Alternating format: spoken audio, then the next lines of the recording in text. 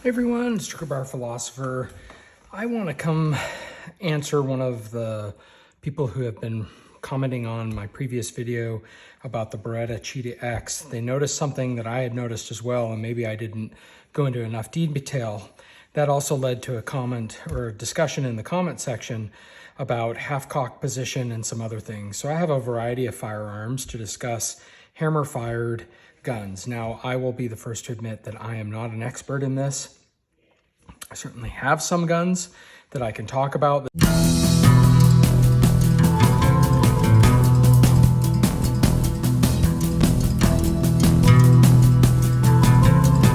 Okay, with that, let's just get back to the original. So the Beretta Cheetah 80X.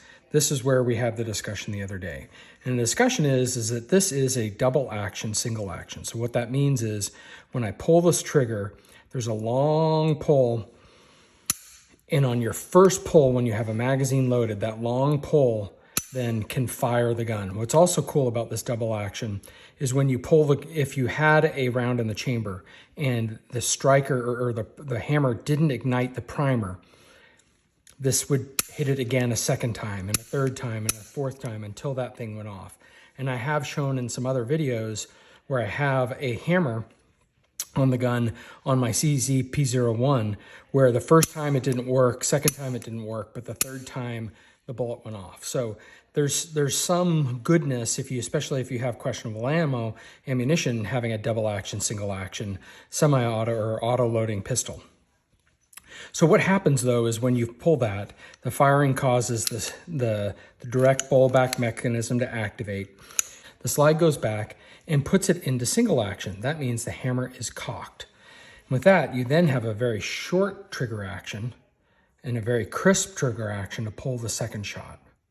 You see, with that second action, you get a very short, crisp reset and trigger action. So double action, single action. So single action triggers are usually awesome. So this is a single action revolver. This is a traditional 1911 model series Colt, model 70 series Colt. And this is a more modern rendition on a 1911 from SIG, but also a 1911. So all three of these guns are single action, meaning you have to cock the hammer in order to pull the trigger. On the double actions, you can pull the trigger, or you can pull the hammer back by the double action.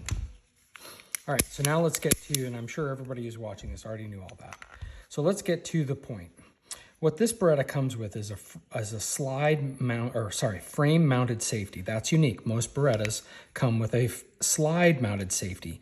Reason why people don't like that is it's unnatural to be able to swipe your thumb up when you're coming into action. Push your hand up and do that. It's much more natural, at least many people feel, and I feel as well, that's more natural, like on this 1911, when you come up to swipe your thumb down and then ride that thumb safety, or ride that safety there and allow you to get a good purchase and hold on to that. And then you know that your gun is never going to accidentally go into safe. On the double action, if you're riding up here and you have big hands, you could actually, and you come down with your thumb, you could actually put it into safe and render the gun inoperable, and that would be a bad thing. The Cheetah, though, comes with a frame-mounted safety. What I was showing off the other day is it has a little bit of a false safety. So normal safety is you push it up into this position, then the trigger won't pull. When the trigger's down, you go into double action mode. When I push this up and all the way up, you don't get it. All right, it's blocking that action. Well, what happens when I have my hammer cocked and I put this into safety? Watch what happens. You push it into safety, into full safety mode. It actually is a decocker and safety all in one. So it decocks the hammer in a safe way. It actually blocks the firing pin from being hit from the hammer, and then pushes and releases that hammer down in a safe manner, and then puts it into safe and allows us not to pull the trigger. So that's what a traditional decocker does. So this gun over here actually is also a safety and decocker. So it's in cocked here, the position, you put it into safe and it decocks it, right? And then you disables the double action trigger. Okay, but what was interesting on this Beretta is especially, so it doesn't happen when the hammer isn't cocked, but when the hammer is cocked, you can push it up. And do you see that? You hear that crispness? It kind of feels like it's going into safe mode. Well, it's not. It's a false safety, right? And I didn't probably emphasize this enough, but that's a little dangerous. Because notice what happens when I put this into a false safety. It's sort of partially covered. When I pull this trigger, nothing happened. 1, nothing happened. 2, nothing happened. 3, nothing happened. 4. You think you're good, and then boom. I think I mentioned to Shasta Bean, who's been asking me these questions, we've been having this discussion, that it's never more than 4 times. Well, that was like, what, 7 times before it pulled? So I guess Shasta, I hadn't tested it enough to see how many times. But so again, I thought I was safe. I wasn't all the way up. There's a false safety, especially when you are in single action mode. You push it up, you hear a click, and it feels like you're there. Right? But notice that when you go into safe, when you're really into safe, you get that decock action, right? Now I'm really into safe, and there's no pulling that trigger. I can go on and on and on, right? There's nothing going. But when I'm in single action mode, and I push this into that false safety, I liken it to a trigger. Sometimes triggers have a false reset where you hear an audible click when you're letting go of the trigger. And you'll think that your trigger has reset, and you pull it, and then nothing happens to the gun. This is the same thing. You push it up and you think, oh, I heard a click. Feels like I'm in safe. Oh, it's kind of covered, you know, the red safety orange dot or whatever. But again, let's just do it here. 1, 2, 3, 4, 6, 7, 8, 9, 10, 11, 12, 13. Probably won't do it this time. It's kind of funny. Oh, you saw it catch just a second ago. It didn't release the trigger. And maybe it's a break-in thing. I don't know. Up, and there it went. So 25 times or whatever, it eventually went, and then it eventually kind of slid up a little bit more into safe, and now it's in safe mode. So again, let's push it up into this. And there, it cocks. So it's actually more times than I had seen in the past. When I did my original video tabletop review just a couple of days ago, it happened a few more times. Sorry, I do not have an auto zoom, but my camera keeps falling down just a little bit lower. So again, you put it in safety, you put it in here, and eventually it just kind of catches eventually and goes. So anybody with this Beretta Cheetah, I don't feel like necessarily this is like a bad thing that needs to be sent back to Beretta. It's just something you need to know. Put your gun all the way into safe, right? And when it goes into safe, it will decock. There is no such thing on this gun as safe when in single action mode. That's very much the case when we talk about a traditional 1911. Push the hammer back, you put it into safe, and now nothing goes, right? Pull it down, and now you're there. Okay, this brings up another thing that Shasta was asking about is this having to do with a half-cock position? Well, on this double action, and I, from the reading that I have done, you can have any kind of gun, any kind of hammer-fire gun can have a half-cocked hammer. And there's a notch that is in the hammer that allows you to go to half-cock. To my knowledge, these Berettas do not have that.